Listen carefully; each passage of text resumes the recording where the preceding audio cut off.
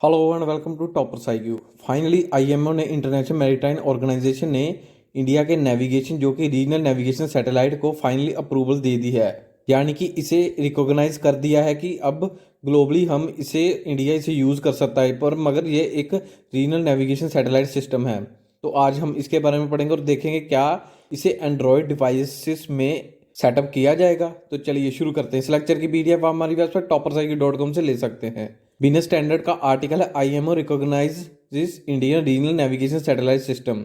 International maritime organisation ने IRNSS Indian regional navigation satellite system को finally accept किया है as a world wide radio navigation system. यानी कि अब इंडिया इसे फाइनली यूज़ कर सकता है, जैसे एंड्रॉयड या और भी कई डिवाइसेस में इसे इंस्टॉल करके लोगों को इसकी सर्विस प्रोवाइड दे सकता है।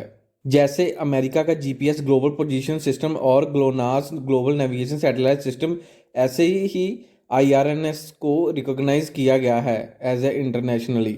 आईआरएनएस को मैरीटाइम सेफ्टी कमेटी जो कि आईएमओ की है, उसने इसे रिसेंटली जो 4 नवंबर से लेकर 11 नवंबर तक मीटिंग ऑर्गेनाइज की गई, उस दौरान इसे रिकॉग्नाइजेशन दिया।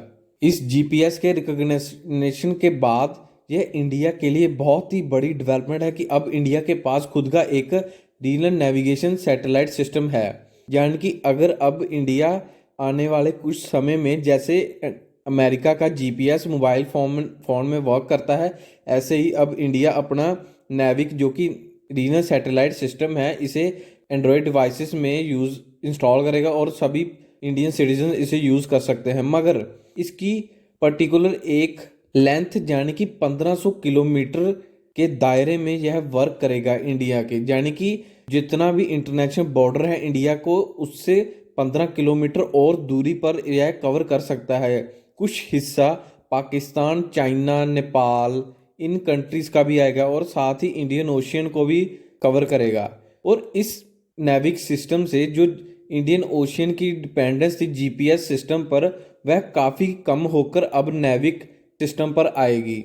इस नेविक सिस्टम से अगर हम इंडियन ओशियन में देखें तो काफ़ी ट्रेड होता है, तो जो शिप्स होती थी वह जीपीएस पर डिपेंडेंट होती थी। अब इसके रिकॉग्निशन के बाद वह सभी जो शिप्स होंगी या और भी कई कंट्रीज होंगी इंडियन ओशियन में, वह इंडिया पर ही डिपेंडेंट होगी।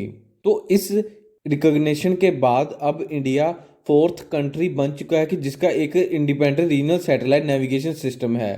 बैकग्राउंड देखना होगा। इसको रिकॉग्नाइज करने के लिए इंडिया ने इसी साल नहीं बल्कि आज से 2 साल पहले ही इसकी एप्लीकेशन यूनाइटेड नेशंस पर दी थी, आईएमओ को दी थी।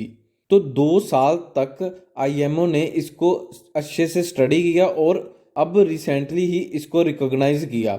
इसके साथ ही हमारी डिफेंस फोर्सेस को इससे काफ़ी लाभ मिलेगा, क्योंकि हमारी अभी रिसेंटली इंडियन नेवी ने एक टॉर्पेडो टेस्ट की थी और उसमें एक फीचर्स था कि वह जीपीएस पर भी वर्क करेगी। मगर यह हमारा जो फीचर्स होगा टॉर्पेडो का, वह हम अमेरिका के साथ डिपेंडेंट होकर इसे यूज़ करेंगे, क्योंकि जीपीएस तो अमेरिका का है, उसके द्वारा ही हम उस लोकेशन को या उस टारगेट को हिट कर पाएंगे जीपीएस के द्वारा। तो अब आने वाले समय में अब जितनी भी कोई हमारी सबमरीन मिसाइल्स या और भी कई टॉर्पीडोज हम इंडिया में इंडिजीनियसली डेवलप करेंगे, तो उसमें हम नेविक रीजनल सैटेलाइट सिस्टम को यूज़ करेंगे। तो इस रीजनल नेविगेशन सैटेलाइट सिस्टम की बात करें तो इसे मर्चेंट वेसल्स इंक्लूडिंग जिसमें स्मॉल शिपिंग बोट्स होंगी, फिशिंग बोट्स, वह भी इसे यूज़ कर पाएंगे और साथ ही हमारी नेवल डिफेंस फोर्सेस भी। एक क्वेश्चन रेज होता है कि आईएमओ की रिकॉग्निशन ज़रूरी होती है हम किसी भी अगर नेविगेशन सिस्टम को लॉन्च करते हैं?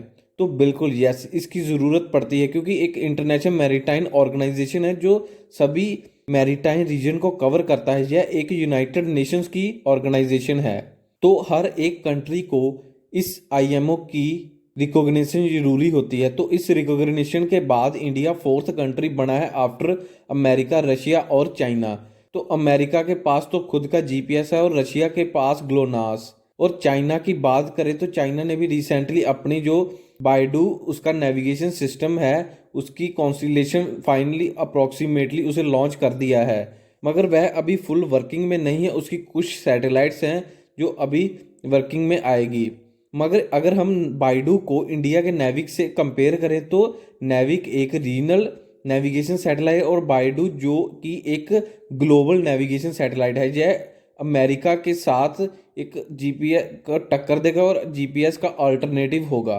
इंडिया ने नेविक सैटेलाइट सिस्टम में 8 कॉन्स्टिलेशन को ऑर्बिट में सेंड किया, यानी कि इसमें 8 कॉन्स्टिलेशन की, उसमें हर एक कॉन्स्टिलेशन में 7 सैटेलाइट्स स्पेस में सेंड की लो अर्थ ऑर्बिट में, और इसमें 2 एडिशनल ग्राउंड सैटेलाइट्स और 2 लेवल ऑफ सर्विस सैटेलाइट हैं, जैसे स्टैंडर्ड पोजीशन सर्विस ये सिविलियन यूज़ के लिए यूज़ की जाएगी और रेस्ट्रिक्टेड सर्विस जो ऑथोराइज यूज़र्स के लिए।